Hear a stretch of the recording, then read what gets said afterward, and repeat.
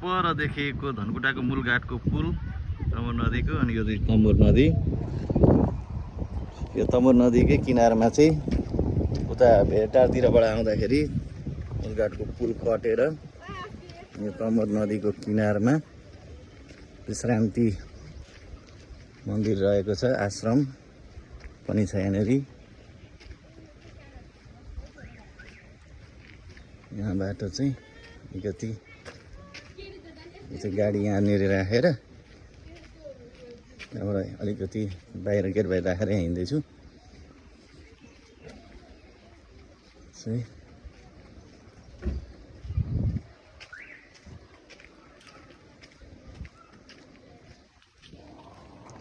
विश्रान्ति मन्दिर मूलघाट धनकुटा स्थापित 2040 विक्रमसम्म 2040 मा बनेको रहेछ। यो बाहिरको दृश्य हो। यो